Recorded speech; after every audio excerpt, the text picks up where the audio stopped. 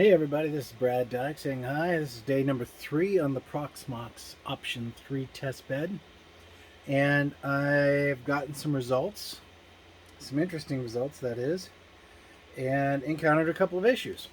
So first things first, I want to go over my findings here that when I did a comparison of Option 3 on the temperature ratings, exterior case-wise, we had an average of 69 degrees to 71 degrees between the processor, the storage capacity, and the GPU, which are very good hitting points. Now I can't test the memory because it's underneath the heatsink shroud, which is flowing the air through the system. But that's okay. So that gave me an average. Now when it went into the rack enclosure, it actually only went up by 1 degree on average, which was a really good overall 64-step process. So the same 64 steps I did earlier to hit each and every one of the processors in their different locations, with the core only adjusting 1 degree more than the outer blades themselves. So blade number 3 in the middle just was a hair bit warmer than everything else, but the airflow is pretty good. Now keep in mind, in this environment, I have HVAC control, which maintains basically, as you can see there, 66 degrees in this room, and that's perfect for a data center kind of environment. So with that being the case, I am doing pretty good. Now, as I'm going through this process, something happened. And one of the blades cut out completely, just dropped off the face of the earth. And it was the cluster node, the actual primary cluster node, that basically maintains the data center. Now, you can function without the cluster node itself. That's the whole point of having all the nodes acting as a central home for everything, right? And for example, let me show you. Here you basically have the 5 nodes operational over here. And then you have the node quorum states and the alerts and outages and so on. Now, the issue here is that I was beginning to incur whole-blown outages of the particular container, the home test right there, not responding. So let me walk through what I had to do. So the first thing I had to do is I had to build a bridge line cable set because I wasn't prepared for this in my test lab, and that was a little bit of fun itself, and I'll show you how I did that. Basically, it's set up this way. So as you can see, here is my console display screen right here, and then I had to run an HDMI cable all the way across to a splitter. This is the basically the adaptive splitter set, and it brings 2 endpoints into one.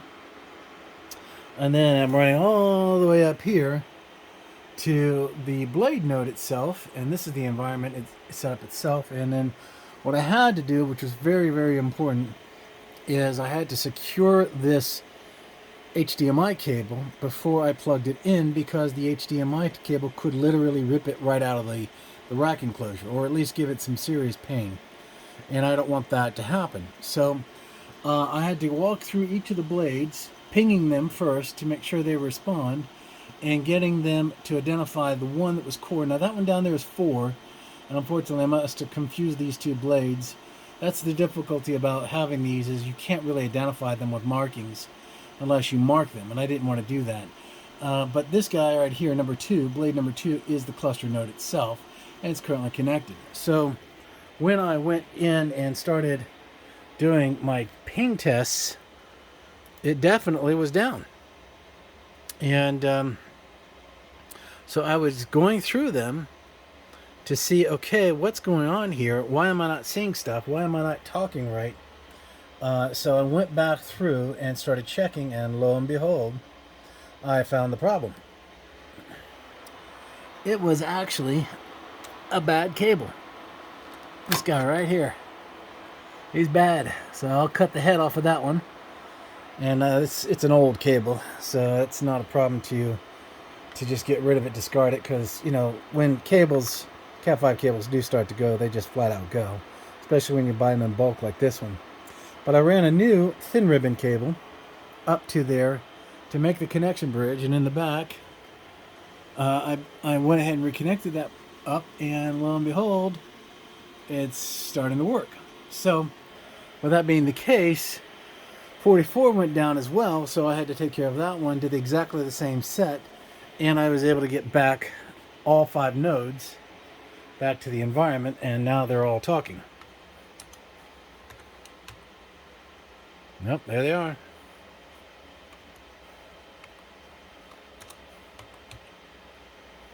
Everything is good.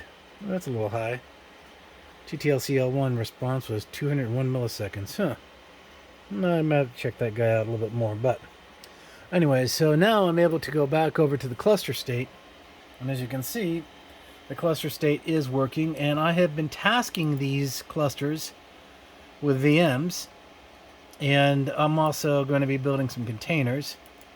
And as you can see, I've got at least one VM at half capacity on all of them except for the homes test. And the home test is going to be the container.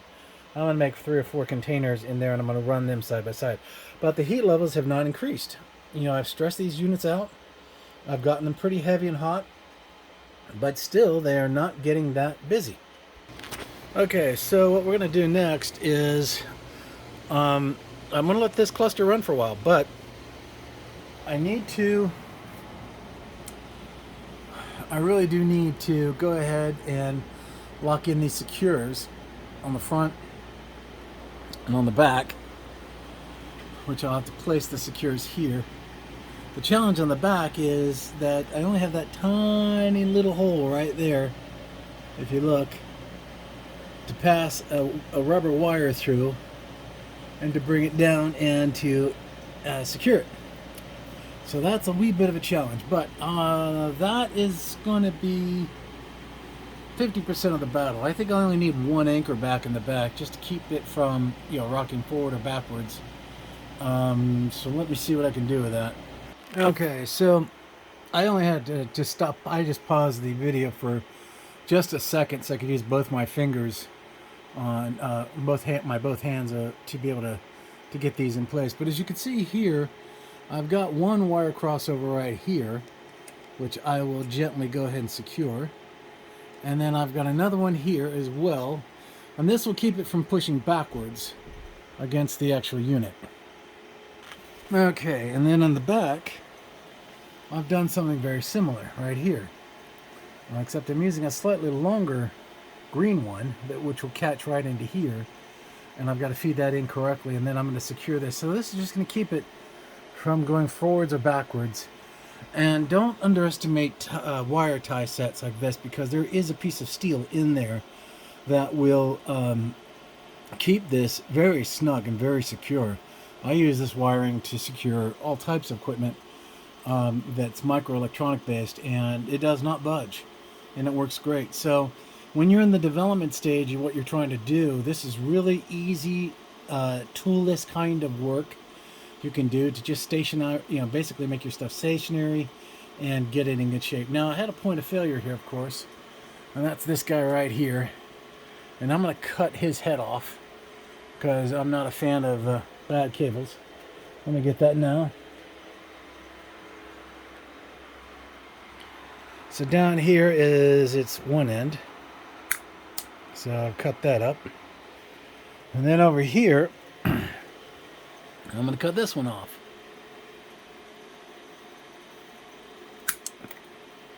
Okay, now you're probably thinking, how terrible is it for me to cut up a cable like this? Well, when you're running lines and you're running wire, you want to make sure that you're able to pull the bad wires out without disturbing everything else, right? And that's exactly what I've done here, because now I can just simply cut in between these 2 points, or feed wiring through. In this case, I'm going to do that. Pull that wire through, and I'm using wire ties to hold this unit, and that's okay. Hang on a second. Okay, so by cutting and clearing that wiring and getting all the obstructions of the wire out, it pulls right out just like that. Look at that. Now I can either repurpose this line, which is too short to do, or I can just dispose of it, which is what I will do. Put that in the trash. And as you can see, I have plenty of wire, so that's not a problem in meeting this requirement. So now I've got a fix, but I do have a temporary wire here, which is just barely long enough to do the job. So I will put another 5 or 6 footer in there to tackle this. But now I have an operational blade again, and it's going to be secured here in just a second as I use my 2 hands to secure this right here. And just give me a second. Okay, so now 3 twists will do just fine. It will hold it in place, and now I've got a completely stationary unit that's not going to go anywhere. So that's good news. I can still add another blade on here actually pretty easily, even without having to take this all out. I can put one more blade into this equation. I may or may not, I'm not sure yet what I want to do on that front. But principally, this unit is fully operational and is currently running 12 instances of different types of operating systems, ranging from Mint to Ubuntu Server to Kali Linux to Server 2022 and so on. The next thing that has to be done here temporarily is I'm going to have to gently remove the HDMI interface, and I've got an L bracket on that, which makes it a lot easier to set that up effectively. Why autofocus is not working, I have no idea. But one important thing I'm going to do also is I'm going to leave this as is. So I'm going to go down here and I'm going to break this connection and run this guy up here and just kind of temporarily secure him. It's very important that you secure it because that is a metal head and it could hit the electronics board and fry it, which you do not want, trust me. Secondly, I'm going to remove the keyboard. Okay, so now we've got ourselves, everything's now secured. The HDMI cable, in case I have to do diagnostics in the future, is right there, but also I have my pies down here. And those pies, when they go live periodically, the HDMI can serve them just as easily. So that's good news. And all of my nodes are working correctly, and they're all lit up correctly. Yep, and yep. And airflow is good. So I'm going to take a temperature rating on it now. So I'll reach over here and find my laser thermometer. What did I do with it? Hang on a second. Okay, sorry about the vertigo there. We had to properly identify the capacity on our sets. We're doing at 73. That's excellent. 73 as well. 74 in the middle blade. 75 in the second tier. And back down to 73. That's good. A test baseboard. Board is a little bit warm. Yep. 80 degrees. 80 degrees. 80 degrees. 80 degrees. So with the workloads that I'm starting to really put on this today, it's only been 24 hours by the way, we're going to be reaching into the actual CPU area this time. And hang on a second. 88.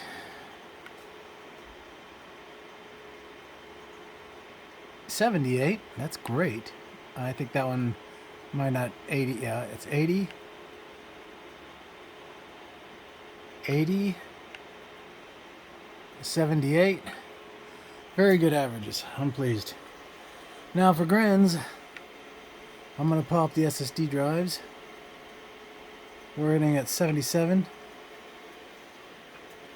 Yes, these SATA drives do have aluminum sleeves in them to spread out the heat a little bit better, but they are not vented, which is okay because the sleeve is so large that it actually could cool down before it ever gets to the other side. It's a very thin piece of aluminum with some what do you call it, thermal tape, double-sided, to have the adherence set. Now I'm going to do one last hit, which I don't normally do most of the time, but I'm going to hit the M.2 memory. It's at 82. That's at 81, 83, 81, 82. So an average of 82 degrees, which is good.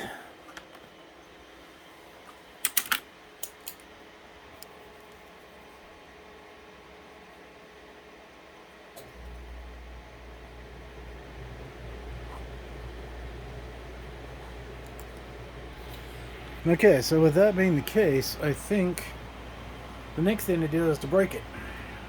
Just fill it full of VM instances and containers and just see how far we could go. First start with the VMs. I know that I can do 2 successfully on each blade beyond the blade itself, which is a total of 3, so that means out of 5 I could do 15 instances, counting the ProxMox cluster mode as well. Possibly I could do 3 instances per blade, not counting the node. That would be a total of 4. That would be 20 instances running on these guys just with the generic i5 processor. Now these are not PQF processors, which means I could put in a larger capacity processor if I wanted to, but that's not the point. The point is I want to do something cheap, efficient, functional, and do what I want it to do and get what I'm looking for, just to say, hey, you can do this. So with that being said, the goal here is to say, how durable are these now? Okay, so we've done the mini PC strategy. We've done a couple of exotic models. Yeah, that wasn't necessary, I know, but a lot of you said, let's do option 3. So I did.